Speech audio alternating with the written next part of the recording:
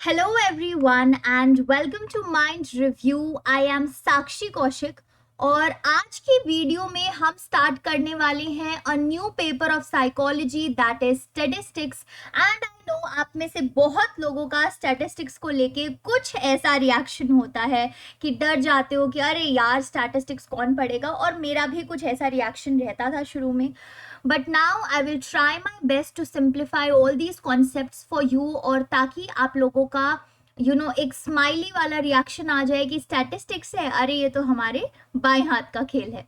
So we will in today's video we will be discussing about scales of measurement कि statistics में जो nominal, ordinal, interval और ratio scales होते हैं वो क्या होते हैं. So before starting with that let us understand कि ये स्टैटिस्टिक्स होता क्या है ना. हमें ये भी पता होना चाहिए that what exactly is this statistics. तो इन जनरल स्टेटिस्टिक्स जो है वो अपने आप में भी एक डिफरेंट डिसिप्लिन ही है, और अलग अलग फील्ड्स में भी स्टेटिस्टिक्स को अप्लाई किया जाता है. But what about the statistics with respect to psychology.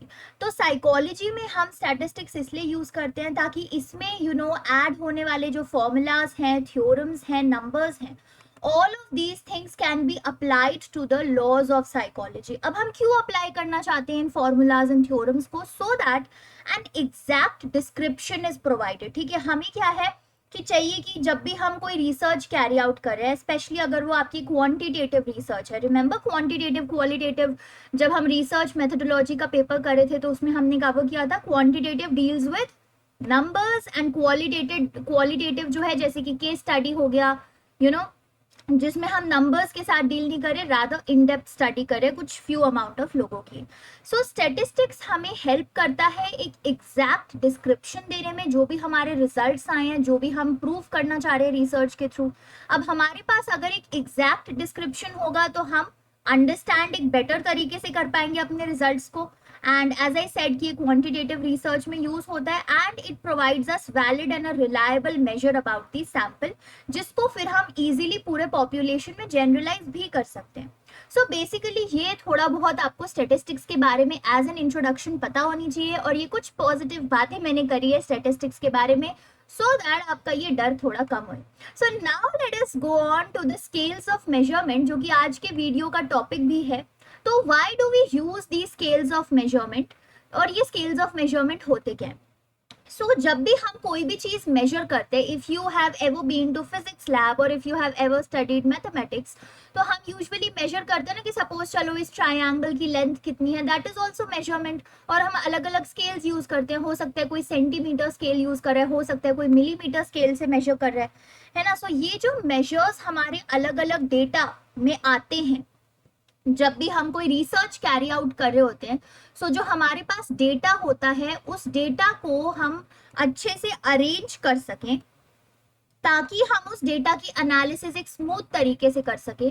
That is why we use scales of measurement. अगर आपका 1000 डेटा पड़ा होगा, बिल्कुल अरेंज ही नहीं है, सो आपको डेटा एनालिसिस करने में भी दिक्कत आएगी और हो सकता है आपके गलत रिजल्ट्स आ जाएं, है ना. लेकिन हमारे पास स्केल्स ऑफ मेजरमेंट रहेंगे तो हम अपने सारे वेरिएबल्स को जो है अच्छे से अरेंज कर सकते हैं और हम अपना डेटा एनालाइज कर सकते हैं. अब कौन से लेवल का डेटा है, the level of data measurement is going to determine the data analysis technique, कि कौन से लेवल पे आपने डेटा को अरेंज किया हुआ है, मेजर किया हुआ है, उसी के बेसिस पे आप अपनी डेटा एनालिसिस की टेक्निक भी डिसाइड करते हैं. Now let us understand these scales of measurement in further depth. एक फ्लो चार्ट के थ्रू समझेंगे. ये 4 स्केल्स होते हैं हमारे मेजरमेंट के: nominal scale, ordinal scale, interval scale and ratio scale. अब ये जिस तरीके से एक स्टेयरकेस की तरह डेवलप्ड है उसका एक रीजन है, बिकॉज नॉमिनल स्केल जो है वो मोस्ट बेसिक स्केल है, मतलब जिसको बोलते हैं ना लीस्ट डेवलप्ड स्केल है, एकदम ज्यादा साइंटिफिक भी नहीं है और एकदम बेसिक तरीके का स्केल है. लेकिन ये जो रेशियो स्केल है it is the most developed scale, एकदम साइंटिफिक अप्रोचेस और साइंटिफिक मेजरमेंट्स में ये बिलीव करता है, और इसमें यहाँ पे सबसे ज्यादा एडवांस स्केल रेशियो स्केल है आपका. नाउ लेट अस सी कि ये जो अलग अलग लेवल्स है मेजरमेंट के, उनमें कैसे कैसे चीजें मेजर होती है. सो हमारा जो नॉमिनल स्केल है which is the sort of least advance scale, उसमें नेम्ड वेरिएबल्स आते हैं। नेम्ड वेरिएबल्स का मतलब क्या है, बेसिकली हम बोलते हैं ना जब क्वालिटेटिव रिसर्च की जाती है, तो क्वालिटेटिव रिसर्च में क्या होता है, हम लोग कोई इन डेप्थ इंफॉर्मेशन पे फोकस कर रहे होते हैं, एक पर्टिकुलर क्वालिटी पे फोकस कर रहे होते हैं इंडिविजुअल की, इंस्टेड ऑफ क्वांटिटी पे। तो नॉमिनल स्केल में वो वेरिएबल्स आते हैं जिनको हम नेम के बेसिस पे क्लासिफाई करते हैं। फॉर एग्जाम्पल, अगर मुझे किसी को आई कलर के बेसिस पे क्लासिफाई करना है कि कौन सी आई कलर है किसी की, सो मैं कैसे क्लासिफाई कर सकती हूँ कि ब्लू आई कलर के लोग हैं, है ना। कई लोगों का आई कलर ग्रीन हो सकता है, कई का ब्लैक हो सकता है, कई का ब्राउन हो सकता है, किसी का ग्रे हो सकता है, and there can be other eye colours also.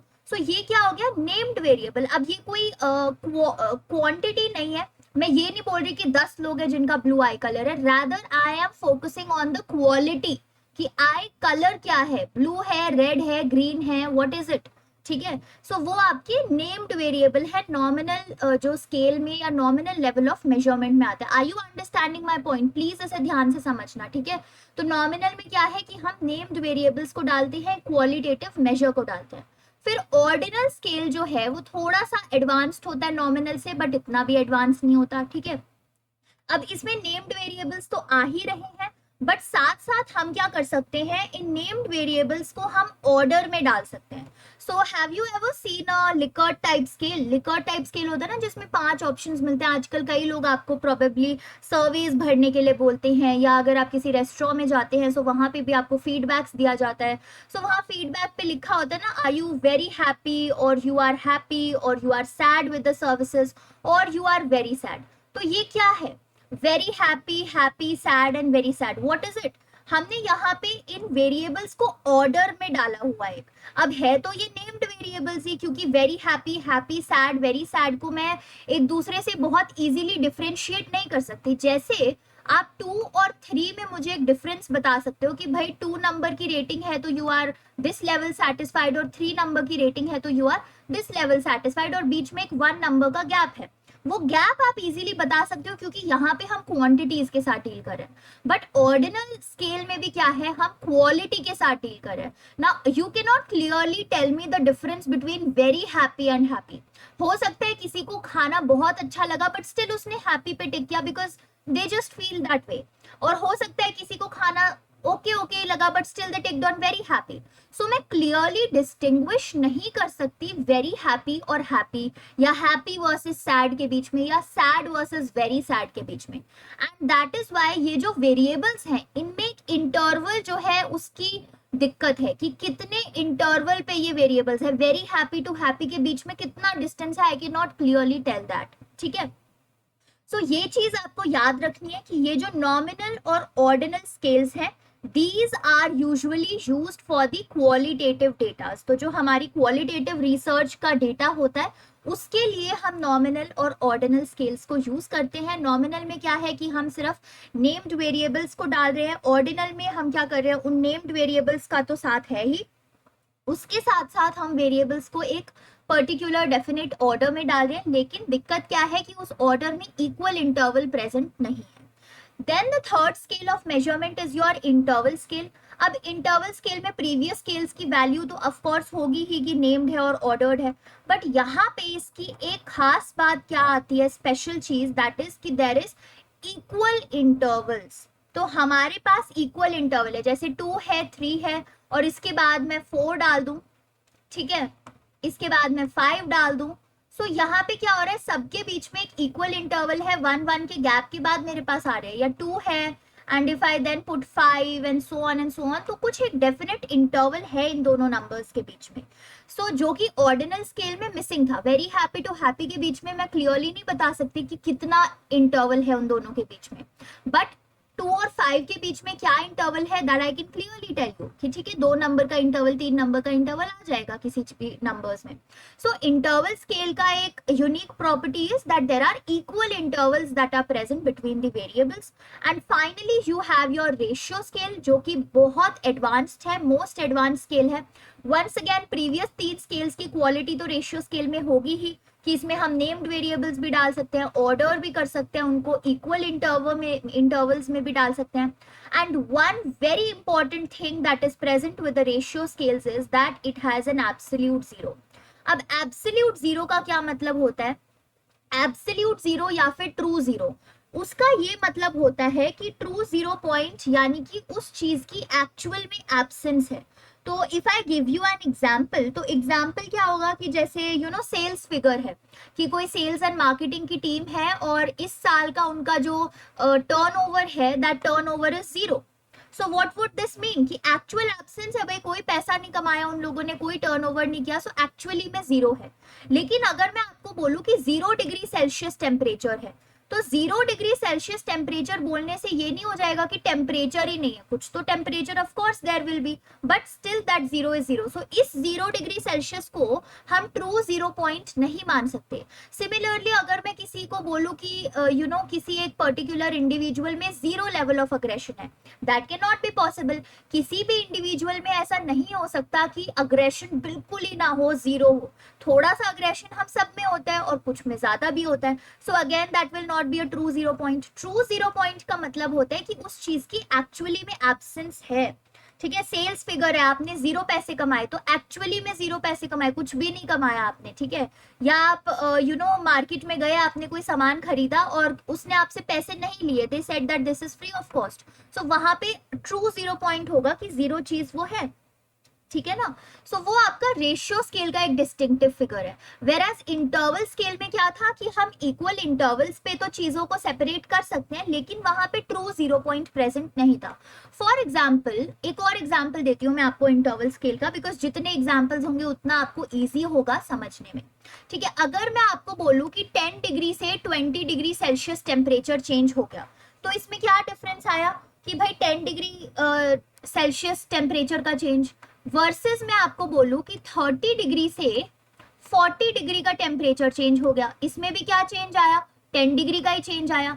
अब जो 10 डिग्री का टेम्परेचर का चेंज 10 to 20 डिग्री सेल्सियस में हो रहा था, वही similar change 30 to 40 degree Celsius में भी हो रहा है, यानी कि 10 डिग्री सेल्सियस का.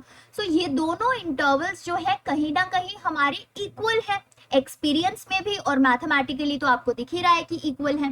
लेकिन यहाँ पे क्या है कि एक zero, true zero point present नहीं होता, because as I said, if I say that the temperature that is there today is 0 degree Celsius, उसका मतलब ये नहीं होगा कि टेम्परेचर कंप्लीटली एब्सेंट है.